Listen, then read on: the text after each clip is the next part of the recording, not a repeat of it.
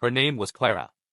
And though her face carried the quiet strength of someone who had endured much, her trembling hands betrayed her unease.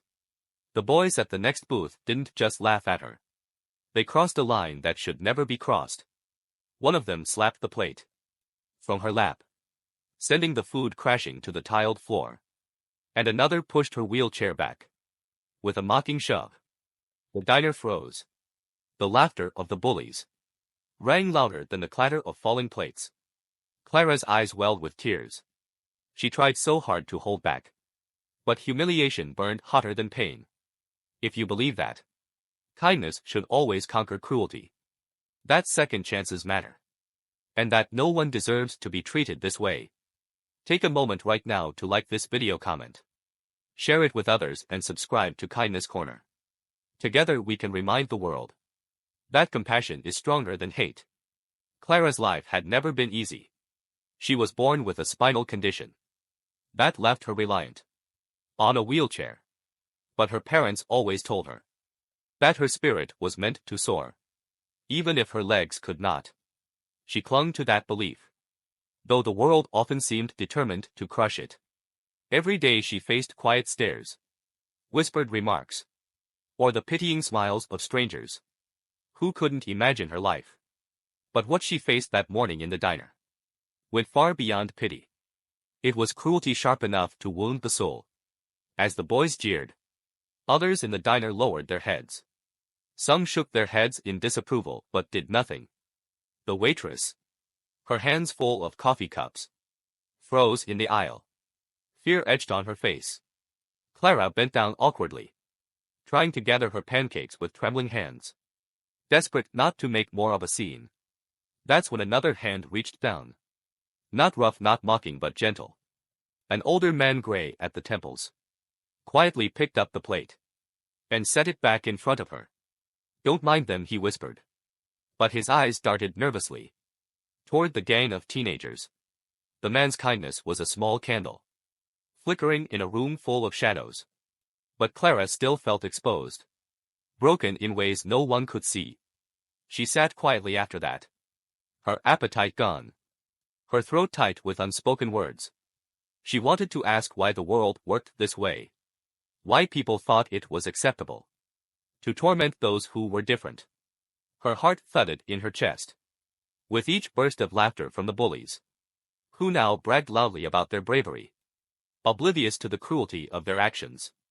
Clara closed her eyes and prayed for the hour to pass quickly, for the nightmare to end. An hour later, something unexpected happened. Something that shifted the entire energy of the diner. It began as a low rumble, almost like thunder. Heads turned toward the wide glass windows.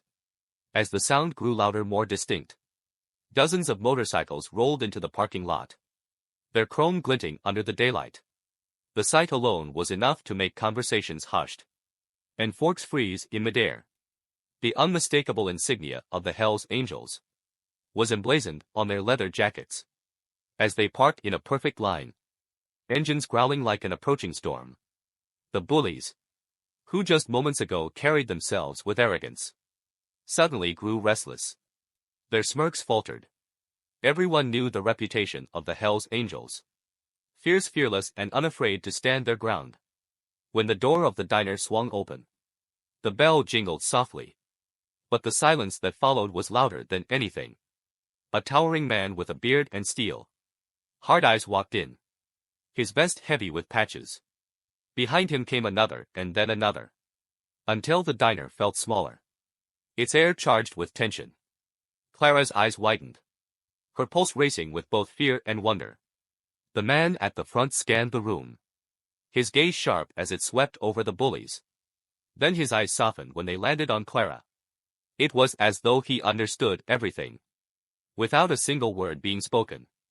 He stepped closer, his boots heavy on the tiled floor, and knelt beside her. For the first time since that morning, Clara didn't feel small. She felt seen, protected. The leader, whose name was Rourke, turned his head slowly toward the bullies. They sat frozen, pale faces betraying their guilt. No one dared laugh now. Rourke's voice was low, steady but powerful enough to cut through the silence. Though Clara couldn't hear his exact words, she saw the shame wash over the bullies' faces. As their bravado melted away, one by one, they slid out of the booth and stumbled toward the exit, heads lowered, avoiding every gaze. They didn't dare meet Clara's eyes again. Outside, the motorcycles formed a wall of steel and leather, ensuring the boys' humiliation was complete before they fled. But Rourke didn't stop there. He called over the waitress, placed a large bill on the table, and told her to bring Clara anything she pancakes, milkshake, pie, the whole menu if she liked. He told her she was stronger than any of the cowards who had tried to break her spirit. Then, in a gesture no one in that diner would ever forget, he removed his own leather vest gently across Clara's shoulders and told her she was now family. Tears streamed down Clara's face. Not tears of humiliation but tears of gratitude. In that single hour her life had shifted. What began as a morning of pain became a moment of profound transformation. She realized kindness can come from unexpected places, and that sometimes the fiercest-looking people carried the softest hearts. The diner erupted in quiet applause, some patrons wiping tears from their eyes. The waitress hugged Clara, promising her that she'd never again sit in that diner, feeling invisible. For the first time in a long time, Clara felt a surge of hope. She realized that though cruelty existed, so did courage.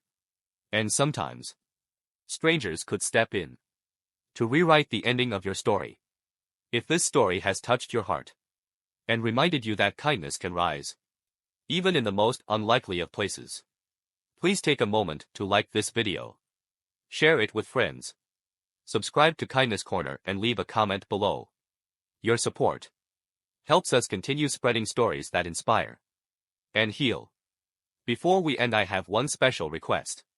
Comment below what you would have done if you were in the diner that day.